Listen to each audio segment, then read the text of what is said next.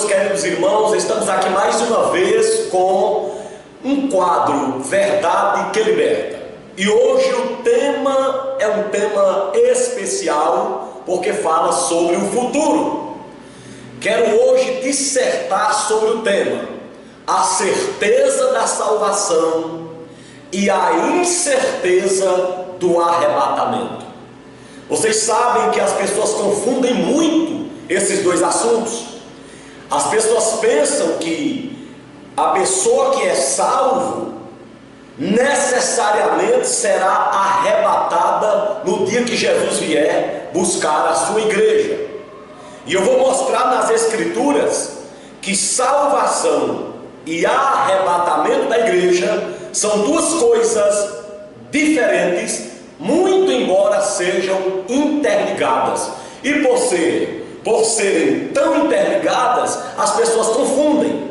Deixe-me ler apenas um texto para introduzir aqui, que fala do arrebatamento da igreja, que acontecerá em breve. Isso é uma certeza de acontecer, embora não seja certeza que todos os crentes serão arrebatados.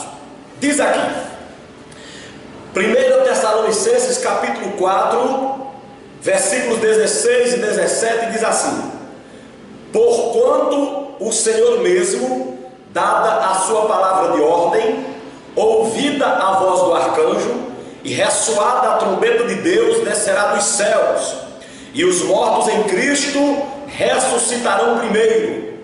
Depois nós, os vivos, os que ficarmos, seremos arrebatados juntamente com eles entre nuvens, para o encontro do Senhor nos ares, e assim estaremos para sempre com o Senhor.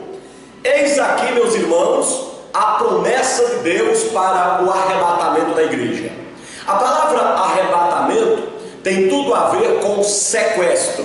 Significa dizer que Jesus vem sequestrar de repente o seu povo aqui da terra para estar com ele nos céus por cerca de 7 anos. É uma promessa de Deus para a igreja, muito embora não tenhamos provas na palavra que todos os crentes salvos subirão no horário ou no momento do arrebatamento. Mas como o tema é a certeza da salvação e a incerteza do arrebatamento, deixe-me tratar um pouco sobre a certeza da salvação. Quando o crente se converte a Jesus, ele tem certeza de salvação ou não? Vamos ver na Bíblia. Quando o homem aceita Jesus, de fato, ele tem vida eterna permanente em si. Não tem como uma pessoa ser salva e deixar de ser. Seria como você imaginar num bebê voltando ao ventre da mãe e desnascendo. E Jesus disse que quando a gente aceita Jesus, a gente nasceu de novo. Então, se tiver condição do homem salvo deixar de ser salvo, então haverá condição também de um bebê voltar ao ventre de sua mãe. Isso é inquestionável, muito embora eu respeite muito os irmãos arminianos e saiba que eles também têm argumentos poderosos para me combater. Mas a minha fé é que uma vez salvo, salvo para todo sempre, porque pela graça sois salvos, mediante a fé, e isso não vem de vós, é dom de Deus, não por obras para que ninguém se glorie. Então eu espero não ferir os irmãos arminianos com isso, mas firmar aqui a certeza da salvação permanente a partir do ato da conversão. Está escrito na palavra do Senhor o seguinte: Jesus disse: na verdade vos digo, que todo aquele que crê em mim tem vida eterna. Você pode conferir isso no Evangelho de São João, capítulo 6, verso 47. Os irmãos da Congregação Cristã do Brasil dizem que nós não podemos ter a certeza da salvação. Não podemos, ninguém pode ter certeza de salvação. Mas a Bíblia Sagrada garante que quem crê em Jesus, o aceitou como Salvador, tem a vida eterna. Também em João, capítulo 3, verso 36, está escrito sobre a certeza da salvação: aquele que tem o Filho tem a vida eterna. Aquele que crê no Filho tem a vida eterna. Mas aquele que não crê no Filho não verá a vida, mas sobre ele permanece a ira de Deus. Quer dizer, quem tem Jesus tem a vida. Quem não tem Jesus está condenado, não verá a vida. E João continua no capítulo 5, verso 24, ele diz assim: na verdade vos digo, que todo aquele que crê em mim e nas minhas palavras e naquele que me enviou tem a vida eterna e não entrará em condenação, porque passou da morte para a vida. Então não tem muito mais o que dizer, isso aí já está mais do que provável, que se alguém aceitou Jesus como seu salvador pessoal, esse tem a vida eterna e não entrará mais em condenação, porque passou da morte para a vida. Então, quem aceitou Jesus não vive mais na zona da morte, vive na zona da vida. João deixou claro: não entrará em condenação, não tem condição de ser mais condenado. Ele está salvo porque ele aceitou Jesus, não entrará em condenação. Mas deixa eu relembrar mais um texto, lá em 1 de João capítulo 3, capítulo 5, melhor falando, verso 13: estas coisas vos escrevi aos que crerdes no nome do Filho de Deus, para que saibais que tendes a vida eterna e que creiais no nome do Filho de Deus. Aliás, e para que creiais no nome do Filho de Deus. Então, eu estou certo que quando o homem aceita Jesus, ele nasceu realmente de novo. Se ele deixar de ser salvo, é preciso ele desnascer. Para ele ser salvo de novo, ele teria que nascer de novo. Então, se ele pecar 10 vezes, ele deixou de ser salvo, então ele desnasceu. Aí, se ele voltar 10 vezes, ele nasceu de novo. Não, isso é até irracional, com todo respeito aos irmãos arminianos.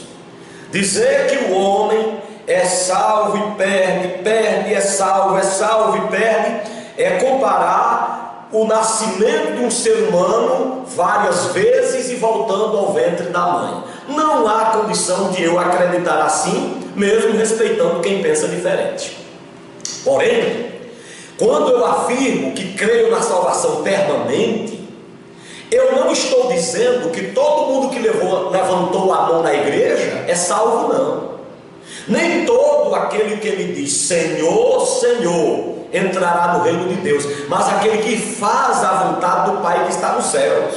Salvo é aquele que realmente teve um encontro com Jesus, aquele que nasceu de novo. Nem todos aqueles que disseram que aceitaram, disseram que se converteram, tem uma carteira de membro, tem uma igreja para congregar, cantam no coral, nem todos eles nasceram de novo.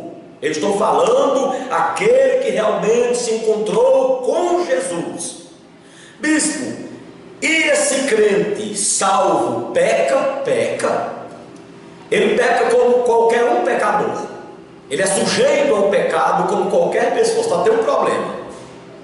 Se ele entrar em pecado, se ele cometer certos pecados na vida, gravíssimos, que existem pecados gravíssimos e pecados que não são gravíssimos, porque a própria Bíblia diz que há pecado para a morte e pecado que não é para a morte. Se Jesus voltar na hora que esse crente salvo estiver cometendo um pecado gravíssimo, ele fica aqui na tribulação. Bispo, eu nunca ouvi falar sobre isso, pois eu me atrevo a dizer isso para você, que é servo de Deus, que é um crente salvo, que tem vida eterna, que é um filho de Deus, tem o nome escrito no livro da vida. Eu me atrevo a desafiar você a ler capítulos 24 e 25 de São Mateus. Você vai encontrar lá 3 situações, eu vou citar rapidamente. A primeira situação é de um servo fiel. Aquele servo fiel, diz a Bíblia que ele se tornou infiel.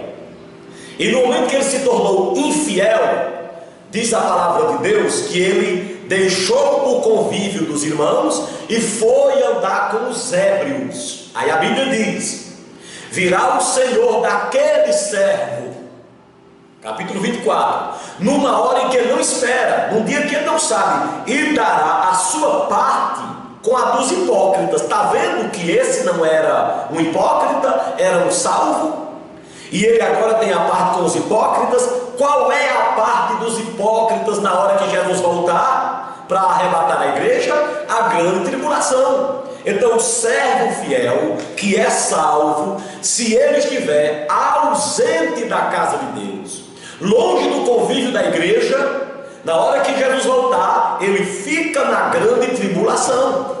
Há uma outra situação no capítulo 25 de São Mateus. Vamos lá. A parábola das 10 virgens, meus irmãos. Eu não vou ler porque o tempo aqui é limitado. Eram 10 virgens, ou seja, 10 pessoas salvas. Não adianta dizer que salvas eram 5 e as outras 5 perdidas. Não. Virgem na Bíblia fala-se da igreja, fala-se de gente de Deus. Quando a pessoa não é de Deus na Bíblia, trata-se como adúltera, prostituta, meretriz. É assim. Quando é de Deus, a Bíblia trata de justos, trata de virgem e assim por diante. Então eram 10 virgens. As 10 virgens, todas elas aguardavam a vinda do noivo. Todas elas tinham lamparinas. Todas elas estavam se preparando, querendo encontrar o noivo. Então eram 10 virgens, eram 10 pessoas salvas. Agora, quando o noivo estava voltando, 5 não puderam entrar com ele nas bodas. Isso fala-se de arrebatamento, meu irmão. Diz que 5 não puderam entrar para as bodas. E onde é que acontecerão essas bodas? Onde é que vai ser? Onde é que vai acontecer essas bodas? No céu. Quando? Depois do arrebatamento. Quando o noivo chegou, levou as 5 que estavam preparadas e as 5 que estavam despreparadas, 5 virgens. As despreparadas ficaram do lado de fora das bodas. Então, qual é o crente que será arrebatado? Qual é o salvo que será arrebatado? Apenas o salvo que está transbordando do Espírito Santo. Note que não é apenas ser virgem ou cristão, ou ter a lamparina dentro de si, é ter azeite suficiente sobrando, ou seja, estar cheio do Espírito Santo na hora que Jesus voltar. E como é que a pessoa está cheia do Espírito Santo? É porque fala em línguas? Necessariamente não. Se tiver os frutos do Espírito, leia Gálatas capítulo 5, do 20 em diante, que você vai ver a prova de quem está cheio do Espírito Santo. Mas há uma outra situação. Deixa eu mencionar aqui, no próprio capítulo 25 de São Mateus, fala da parábola dos talentos. Note lá que aquele que não desenvolveu o seu talento, esse foi penar com os hipócritas, com quem não era de Deus, ou seja, ficou na tribulação, porque não exerceu os seus talentos. Então vejam bem, o crente salvo que deixa de estar na igreja, esse não tem direito no arrebatamento. Ele foge da igreja, começa a andar com gente do mundo. Sim, esse na hora que Jesus voltar, Jesus não vai tomar a salvação dele não. Ele simplesmente fica na grande tribulação. Nota no capítulo 25, quando Jesus volta, ele não disse que aquelas virgens nécias deixaram de ser virgem, não. Continuaram virgens, só que não entraram para as bodas, não foram arrebatadas. A mesma coisa lá fala da parábola dos 10 talentos. Aqueles que executaram os talentos, que botaram para render o negócio de Deus, esses subiram. Aquele que escondeu ficou. Então, bispo, você está dizendo que o arrebatamento será apenas para quem tem boas obras? Exatamente isso.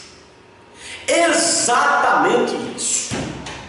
O arrebatamento é uma promoção de Deus para o crente salvo que faz boas obras, especialmente está na casa de Deus, cheio do Espírito Santo, executando seus talentos. Se você está na casa de Deus e sai, Jesus voltar, você não vai para o céu. Se você tem o Espírito Santo, mas não transborda, não está cheio do Espírito Santo, você não sobe. Se você tem talentos e não desenvolve na casa de Deus, por exemplo, eu tenho o talento de vir até vocês, através desse veículo de comunicação, e pregar a palavra. Se eu não executar, é sujeito eu ficar. Então, bispo, quem é que vai subir para o céu? Quem é que vai subir no arrebatamento? Sabe que eu não sei? Eu só sei que só vai estiver preparado. Eu só sei que nem todos aqueles que são salvos subirão, porque arrebatamento é uma promoção de Deus para alguns que são salvos. Nem todos os salvos subirão. Muitos dos salvos ficarão na grande tribulação. Para quê, bispo? Para evangelizar na grande tribulação. O mundo só conhecerá o evangelho de ponta a ponta na grande tribulação. Não fique pensando que o evangelho tem que ser pregado no mundo inteiro para o arrebatamento acontecer, não, viu? A grande tribulação será o momento, a oportunidade do mundo ouvir o evangelho, e principalmente pela boca dos crentes salvos que ficarão aqui, porque não puderam subir, e se levantarão num grande avivamento para evangelizar o globo terráqueo. Deixa eu terminar dizendo uma coisa a vocês. O que eu quero dizer, gente, é que coisa nova causa espanto. As coisas novas causam medo.